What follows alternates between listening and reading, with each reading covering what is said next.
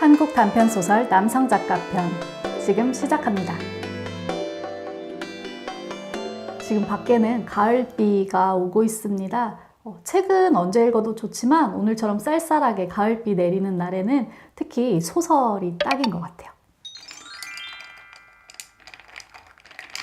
네, 저번 영상에 이어서 이번 영상도 한국 단편소설을 추천해 드리려고 하고요. 오늘은 특히 남성 작가분들의 책을 3권 제가 골라왔습니다. 그럼 오늘 소개해 드릴 3권의 책은 어떤 책들인지 함께 볼까요?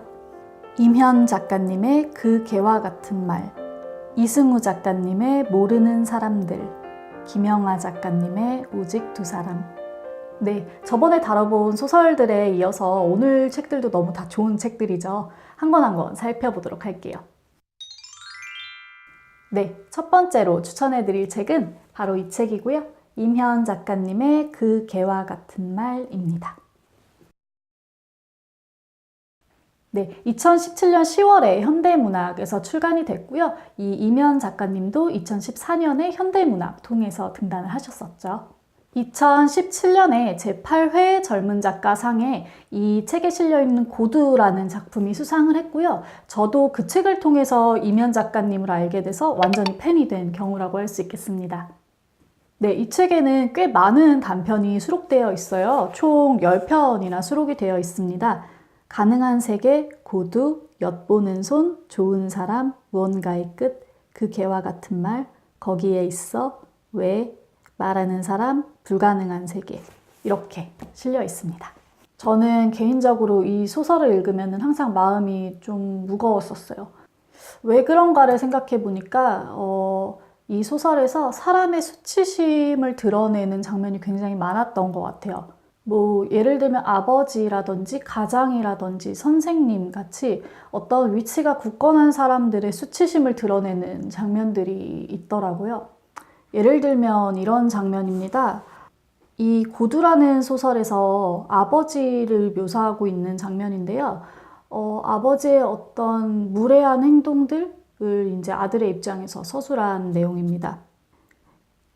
열차를 내리자마자 승강장에서 담배를 피워 무는 것도 그랬다. 불쾌해하는 표정들이 내 눈에는 너무 잘 보이는데도 아버지는 신경 쓰지 않더구나. 그리고 나는 그 일을 통해서 아버지가 어떤 사람인가 결론 내릴 수 있었지. 차라리 끝까지 고집을 부리며 일관되게 무례한 태도를 유지했더라면 어땠을까. 그러나 아버지는 당신을 단속하려는 사람 앞에서 몹시 당황했단다. 담배를 끄지도 태우지도 못하고 어설프게 들고만 있었다. 굽실거리거나 선처를 바라는 것도 아니었다. 대신 지갑을 뒤져 무언가를 급하게 내밀더구나. 나는 오랫동안 아버지를 생각하면 그 장면이 함께 떠올라 불편했단다. 화가 나기도 하고 민망하거나 어딘가 슬퍼지기도 해서 무어라 단정짓기 어려운 상태가 되었다. 왜 아버지는 그때 그런 걸 내밀었을까? 왜 하필 국가유공자증이었을까? 무얼 기대한 걸까? 어쩌면 그걸 당연하게 여기며 살아왔을지도 모른다. 그런 걸 가진 사람이라면 작은 잘못쯤 용서받을 수 있다고, 그게 이유가 될 수 있다고 믿은 거겠지. 방금 이 문장에 있었던 것처럼 어딘가 화가 나기도 하고 슬퍼지기도 하고 민망해지기도 하는 그런 기분을 느끼게 하는 소설인 것 같아요. 이렇게 서글픈 문장들 뿐만 아니라 어떤 섬찟한 순간들을 묘사하기도 하고 어떤 수학적인 가능성의 세계나 뭐 인과나 질서에 대한 그런 좀 복잡한 테마들을 다루고 있기도 하고요. 또는 이 작가로서의 좀 고민이 들어간 작품들도 있는 것 같아요. 저는 개인적으로 여기 들어있는 10편의 소설을 읽으면서 임현 작가님한테 완전히 사로잡힌 것 같아요. 믿고 보는 작가가 돼서 앞으로 무슨 책을 내시든 예약구매로 구매하지 않을까. 굉장히 기대가 되는 젊은 작가 임현의 책을 소개해드렸습니다. 그럼 다음 책으로 넘어가 볼게요. 네, 다음으로 소개해드릴 책은 이승우 작가님의 모르는 사람들입니다. 이승우 작가님 좋은 작품들이 정말 많죠. 저도 고민을 하다가 비교적 최근 작품으로 골라봤습니다. 이 책은 2017년 8월에 문학동네에서 출간이 됐고요. 모르는 사람, 복숭아 향기, 윈블던 김태호, 강희, 찰스, 넘어가지 않습니다, 신의 말을 듣다, 안정한 하루, 이렇게 총 8편의 단편이 수록되어 있습니다. 이승우 작가님 소설의 매력은 무엇보다도 집요한 문체에 있는 것 같습니다. 어떠한 문장들이 굉장히 집요하게 반복이 되고요. 이 반복됨으로써 비슷해 보이는 것들이 사실은 결코 비슷하지 않다는 것을 밝혀내죠.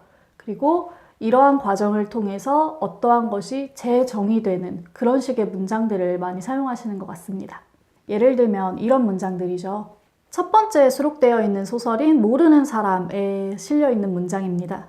이해할 수 없는 것을 이해하는 가장 쉽고 위험한 방법은 이해할 수 있는 것만 이해하는 것이다. 가장 쉽지만 이것은 사실은 이해가 아니라 오해하는 방법이기 때문에 이해하지 않는 것보다 위험하다.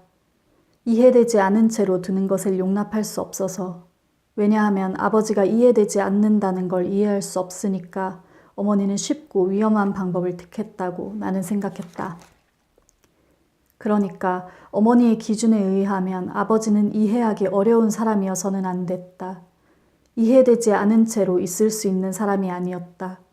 그래서 서둘러 이해하려고 했다. 서둘러 이해하려고 하는 사람은 이해를 위해 고려해야 할 많은 것들을 무시하고 복잡한 것을 단순화시킨다. 예컨대 그 사람의 내면을 들여다보지 않아야 한다. 내면 같은 것이 따로 있다는 생각을 하지 말아야 한다. 자기만의 서재에 들어앉아 있는 아버지를 무시해야 한다. 어머니는 그렇게 했다. 네, 이런 식으로 이해라는 단어를 반복하면서 아버지에 대한 어머니의 이해를 재정의했다고 볼 수 있겠습니다. 이 책에 실려있는 소설들 같은 경우는 타인의 비밀이나 타인의 과거를 파헤치는 장면들이 많고요. 이것을 파헤침으로써 내 자신이 변화하고 그리고 나를 둘러싼 세계가 흔들리는 이런 장면들을 보실 수 있습니다. 타인을 진심으로 들여다볼 때 우리 안에 무언가가 변한다라는 메시지를 저는 개인적으로 많이 받았던 것 같아요. 이승우 작가님의 이 책 모르는 사람들 외에도 사랑의 생애 혹은 식물들의 사생활 같은 책들 굉장히 추천드립니다. 그럼 마지막 소설로 한번 넘어가 볼게요. 네, 제가 추천드리는 마지막 소설은 바로 이 책입니다. 김영하 작가님의 오직 두 사람. 사실 이 책은 이미 너무 많은 분들이 알고 계시는 책이기 때문에 제가 다룰까 말까 망설이다가 제가 김영하 작가님 정말 팬이어서 개인적인 팬심을 담아서 추천해드리게 됐습니다. 이 책은 2017년 5월에 김영하 작가님의 이전 책들과 마찬가지로 문학동네에서 출간이 됐고요. 오직 두 사람, 아이를 찾습니다, 인생의 원점, 옥수수와 나, 슈트, 최은지와 박인수, 신의 장난 이렇게 8편의 단편이 수록되어 있습니다. 이 책이 처음 출간됐을 때 저도 그랬고 전반적으로 문단의 반응이 어땠냐면 김영하 작가한테 도대체 무슨 일이 있었던 거지? 이런 반응이었어요. 이전에 김영하 작가님 작품들이랑은 좀 많이 다른 면들이 있어요. 특히 아이를 찾습니다나 오직 두 사람 같은 경우는 이전의 작품들이랑 결이 다른 느낌을 받았거든요. 이 책에 실린 작가의 말을 보면 김영하 작가님 본인도 이 책을 쓰면서 어떤 경계선이 있었다고 얘기를 하더라고요. 어떤 일이 일어남으로써 그 뒤에 남겨진 시간들이 완전히 변해버리는 그런 순간들이 이 책을 끌고 가는 주요 모토들이 아닐까 싶어요. 제가 작가의 말 중에 일부분을 좀 읽어드릴게요. 아이를 찾습니다를 구상하고 서두를 써든 것은 몇 년 전 해외 체류 시절로 지난해 봄에 일어난 사건과는 전혀 관련이 없었습니다. 그러나 묻어두었던 초고를 서랍 속에서 꺼내 다시 지필에 착수한 것은 그 일이 일어난 직후였으니 쓰는 내내 영향을 받지 않을 수 없었습니다. 이 소설의 주인공은 아이를 잃어버림으로써 지옥에서 살게 됩니다. 아이를 되찾는 것만이 그의 유일한 희망이었습니다.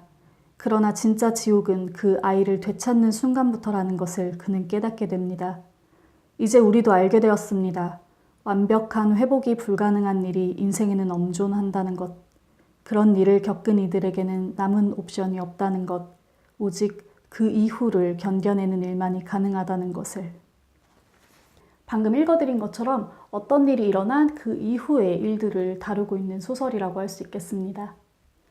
네, 김영하 작가님 등단하신 지가 20년이 넘으셨죠. 이렇게 끊임없이 변화하고 발전하는 작가 분위기에 정말 많은 분들의 사랑을 받고 있는 것 같습니다. 김영하 작가님 소설 전부 다 정말 좋은데 저는 개인적으로 장편 소설인 검은 꽃, 그리고 단편 소설인 무슨 일이 일어났는지는 아무도, 혹은 호출 같은 작품들 정말 추천드립니다.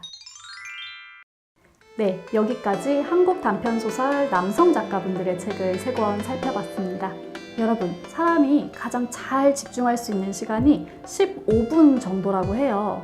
보통 단편소설 하나 읽는데 15분 정도가 걸리거든요. 최고의 집중력으로 짧은 시간 내에 소설이라는 장르의 매력을 느낄 수 있는 것이 바로 이 단편소설이 아닌가 싶습니다. 많은 분들이 이런 단편소설의 매력을 느끼셨으면 하는 마음에서 이 영상들을 만들어 봤고요. 오늘 영상 도움이 되신 분들은 좋아요와 댓글 그리고 구독으로 응원해 주시면 정말 기쁠 것 같습니다.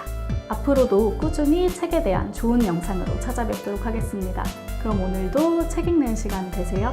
공백의 책단장이었습니다.